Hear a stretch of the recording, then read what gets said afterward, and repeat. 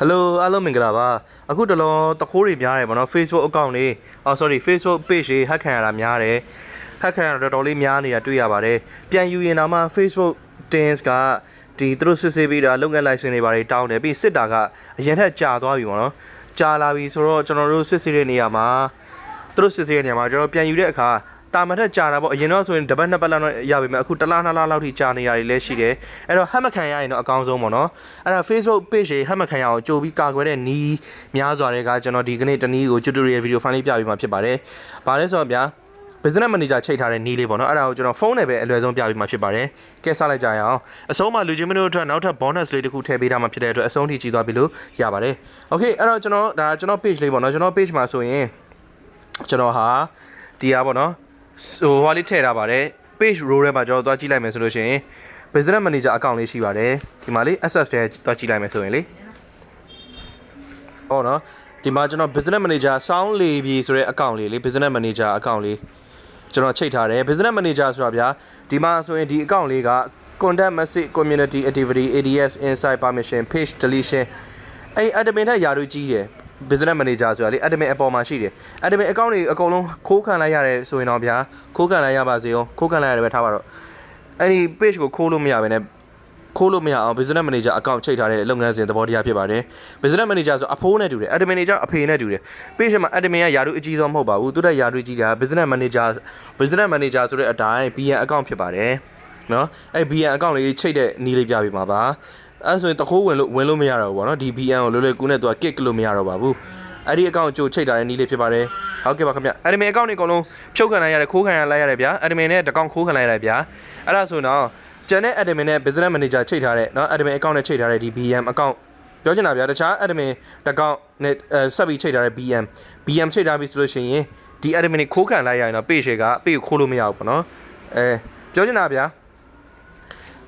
ဒီ business manager account ဆိုတော့လေ admin account ကနေပြောင်းသွားတာ admin account BN ချိန်လိုက်တယ်ဆိုလို့ရှိရင်လေသူက profile page မှာကျတော့ admin ယာတို့မှာမပေါ်တော့ဘူး BN မှာတခါတည်းတော့တန်းပေါ်တာ BN account ဖြစ်သွားတာပေါ့နော်အဲ့တော့ကျန်တဲ့ admin account အကုန်လုံးခိုးခံလိုက်ရတယ်ဆိုရင်တော့ဗျာ page ပါမသွားဘူးအဲ့လိုလေးပေါ့နော်နားလည်မထင်ပါနဲ့ဟုတ်ကဲ့ပါခင်ဗျနားမလည်တဲ့ဟာလေးရှိရင် comment မှာမေးသွားလို့ရတယ်ကျွန်တော်အသေးစိတ်ထပ်ပြီးပြောပြပေးမယ်နော်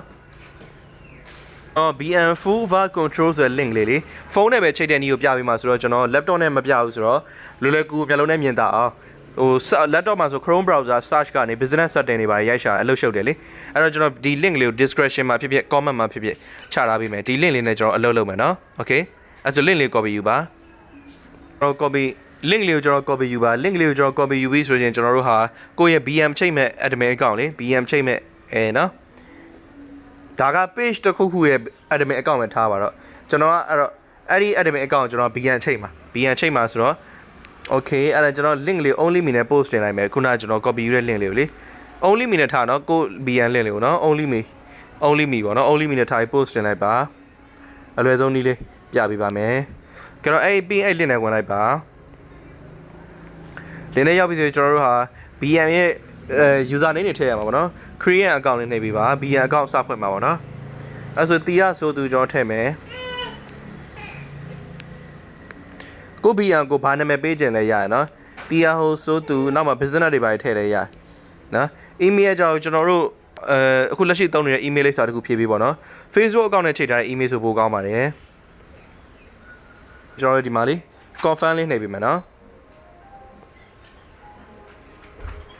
ဟိုပေးပို့မယ်လေးနှိပ်ပေးနော်ပေးပို့မယ်လေးနှိပ်ပြီးဆိုရင်ကျွန်တော် finish ပြီးပြီဆိုတဲ့ဟာလေးထပ်နှိပ်မယ်အဲ့တော့ကျွန်တော်ထိတ်လိုက်တဲ့ Gmail တွေသူက confirm စာလေးပို့လိုက်မယ် Gmail ရဲ့တစ်ချက်သွားကြည့်အောင်အဲ့ဆိုကျွန်တော်ညာဘက်တော့အဆက်30နှိပ်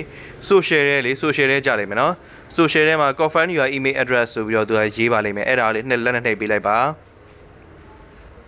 သိကြသည် confirm ကိုနှိပ်ပေးပါခင်ဗျအဲ့ဒီကနှိပ်လိုက်နော်နှိပ်ပေးပြီးသူကခဏဆောင်ပေးပါနော်ပြီးလို့ရှိရင်ကျွန်တော်တို့လေသူတခါတည်း link နဲ့ခေါ်သွားပေးလိုက်မယ်ခင်ဗျနော် link နဲ့မခေါ်သွားပေးဘူးဆိုတော့စိတ်မပူနဲ့ဟိုပါဗျာဒီလိုမျိုးတခါတည်း BN လေးရပါပြီပေါ့နော် BN account နဲ့သူတခါတည်းမခေါ်သွားပေးဘူးဆိုလို့ရှိရင်စိတ်မပူပါနဲ့ကျွန်တော်တို့ခုနကလုပ်ခဲ့တဲ့လုပ်ငန်းစဉ်တွေလေဒါမျိုးလေး refresh လေးလုပ်လိုက်နော်ဖုန်းလေးရှင်းတဲ့သဘောပေါ့လေ refresh လေးလုပ်ပြီးပြီဆိုရင်ကျွန်တော်တို့ကကျွန်တော်ခုနလုပ်ခဲ့တဲ့ link လေးလေအဲ့ဒီ link နဲ့ကျွန်တော်တို့ပြန်ဝင်လိုက် နော်လင်းလေးတစ်ချက်ပြန်နှိပ်လိုက်နှိပ်ပြီးလို့ရှိရင်အထက်မှာ BN account က ready ဖြစ်နေလိမ့်မယ်နော်အဲ့လိုလေးပြောပြချင်ပါတယ် okay line ကြပေးနေဆိုလေ full version full ဗာလဲ full size မရဘူးပေါ့နော် Instagram size ကသေးနေကျွန်တော် BN ရှိပြီးသားတစ်ခုနဲ့ဆက်ပြပေးမယ်နော် okay အဲ့မှာဆိုလို့ရှိရင်ကျွန်တော်တို့ဟာအထက်ရောက်သွားပြီဆိုလို့ရှိရင်ကျွန်တော်တို့ဒီမှာ page ဆိုတဲ့ဟာလေးလက်နဲ့နှိပ်လိုက်နှိပ်ပြီးလို့ရှိရင်ဒီမှာလေး add အပြာလေးပေါ်လာလိမ့်မယ်အဲ့ဒါလေးကိုလက်နဲ့တစ်ချက်ထပ်နေနော်ဒါတော့ကျွန်တော်ရှိပြီးသားချိန်ပြီးသား page တွေပေါ့နော် page လေးနှိပ်လိုက်ပေါ့နော်အဲ့ဒီ page လေးနှိပ်လိုက်ပါခင်ဗျပေးရင်ဒီ4000ကွက်ထဲမှာ page name ဒါမှမဟုတ်သူပြောသလို page link လေးထည့်ပေးပေါ့နော်ထည့်ပေးပြီး3စက္ကန့်လောက်5စက္ကန့်လောက်စောင့်ပြီးဆိုရင်အဲ့ဒီ page add page အပြောင်4000လေးနှိပ်လိုက်ပြီး close လေးပေါ်လာနှိပ်လိုက်အဲ့ဒါဆိုရင်ရသွားပါပြီ page နဲ့ BN နဲ့ချိန်ပြီးသားဖြစ်သွားပါလိမ့်မယ်ဆိုရှင်ချိန်မချိန်ကိုကျွန်တော်တို့ page setting ထဲမှာလေ page access တွေကနေဝင်ကြည့်လို့ရပါတယ်နောက် new page experience ပေါ့နော်ဆိုရှင် BN လေးချိန်ပြီးသားဖြစ်နေပါလိမ့်မယ်နော်သူက business owning business account ဆိုပြီးတော့เนาะအဲ့ဒါဆိုအဆင်ပြေသွားပါပြီဒါ page ကိုခိုးလို့မရအောင်ကာကွယ်လိုက်တာဖြစ်ပါတယ်ဟုတ်ကဲ့ပါခင်ဗျအဲ့ဆိုရင်ကျွန်တော် normal user တွေအတွက်တော်တော်လေးလုံလောက်သွားပြီပေါ့နော်နောက်ထပ် page ဟက်မခံအောင်ကာကွယ်တဲ့နည်းတွေကျွန်တော် wall ထဲမှာတင်ထားတယ်ဒီမှာလေး how to block cookies on Android phone အဲ့ဒီ video file မှာတွားကြည့်လဲရတယ် page ဟက်မခံရအောင်လေ page ကိုတုံးတဲ့နည်းတွေ page ကိုတယောက်ကဟက်ထားလာစစ်တဲ့နည်းတွေကကြတော့ဒီ video file profile page တုံးနည်းမှာကြည့်လို့ရတယ် page မပြတ်အောင်page ထဲမှာနီအောင်ရှောင်းရဆောင်နေကြတော့ဒီ video file မှာသွားကြည့်လို့ရတယ်နော် page quality နီနေလားစင်နေရကြဒီ video file မှာကြည့်လို့ရတယ်page ကိုတယောက်ကယူထားသလားနော်ကို service အပ်ထားလို့ဗျာသူတို့က lifetime အနေနဲ့ဒါမှမဟုတ် BM service အနေနဲ့ချိန်ထားပြီးရင်ကိစ္စမရှိဘူးအဲ့လိုမှမဟုတ်ပဲရုပ်တရက်ဝုန်းကနေတိုင်းကနေကိုပေတဲ့ဝင်ထားတဲ့ဟာတွေ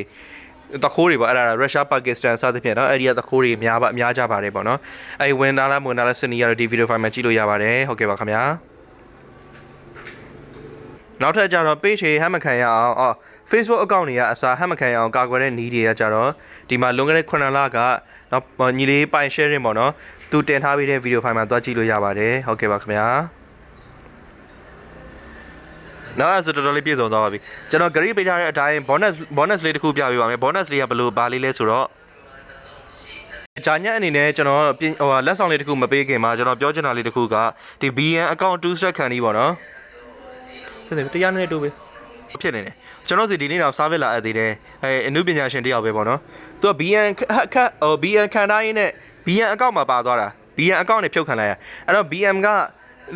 ခုနကလောက်ထားရင်တော့တော်တော်90 80ရာခိုင်နှုန်းလောက်တွေ save ဖြစ်ပါပြီဒါပေမဲ့ BN ကိုကနောက်ထပ် upgrade update level အနေနဲ့ပေါ့နော် BN ကိုပါ2 step ခံမယ် BN ကိုပါဒီ domain နဲ့ verify လုပ်ထားမယ် BM နဲ့ပတ်သက်တဲ့ feature တွေ BN ကနောက်ထပ်ဘာတွေလုပ်လို့ရသေးလဲအဲ့ဒါနဲ့ပတ်သက်ပြီးသိချင်ရင်တော့ကျွန်တော်စီမှာလိုက်လို့ရပါတယ်ကျွန်တော် page တော့လည်းကောင်း account တော့လည်းကောင်းဒီဟာပေါ့နော်ဟိုပါတင်တဲ့အကြောင်းလေးလာပြီးစုံစမ်းလို့ရပါတယ်เนาะတင်တဲ့လည်းရှိပါတယ်ပေါ့နော် BM ကိုလုံးဝဆရာကြ3နှစ်တကွာတခြားတင်တဲ့နဲ့ပတ်သက်တဲ့အကြောင်းအရာတွေဒီမှာလေးကျွန်တော်လုံခဲ့တဲ့တစ်ရက်ကတင်ထားတဲ့ post မှာတင်တဲ့အကြောင်းအလင့်လေးဒီမှာရှိပါတယ်ကျွန်တော် comment မှာလည်း link ချထားပေးလိုက်မယ်เนาะအဲ့ link လေးကိုဟုတ်ကဲ့တင်တဲ့လေးလည်းရှိပါတယ်ခင်ဗျာနော် Telegram account ကဒါမျိုးဗျာ Telegram လက်ဆောင်လေးစပါပြီနော် Telegram account ကဖုန်းနံပါတ်ကဘန်းခံလိုက်ရပြီဝင်လို့မရတော့ဘူးဆိုလို့ရှိရင်ကျွန်တော်တို့ကလည်းအဲ့ဖုန်းနံပါတ်နဲ့ပဲပြောင်းဝင်ချင်တာအဲ့ဒါမျိုးဆိုကျွန်တော်အယူခံဘယ်လိုဝင်မလဲဒီမှာ help လေးရှိရလေအဲ့ဒါလေးနှိပ်ပြီးသွားလို့လည်းရတယ်နော်အဲ့ဒီ help ကိုနှိပ်ပြီးသွားလဲရနောက်တနည်းကကျွန်တော်ပြပေးမယ် Telegram support ဒီ link လေးကိုလေဒီ link လေးကျွန်တော် comment မှာချထားပေးမယ်နော်အဲ့ Telegram support ကနေလေသူတို့အယူခံသွားဝင်လို့ရပါတယ်အယူခံဝင်ရမယ့်စာလေးလည်း comment မှာထည့်ပေးမယ်နော်ကျွန်တော်တို့ဒီ Telegram နဲ့ချိန်ထားတဲ့ email လေးတော့ထည့်ဖို့လိုတယ်နော် Telegram နဲ့ချိန်ထားတဲ့ email လေးထည့်ပါ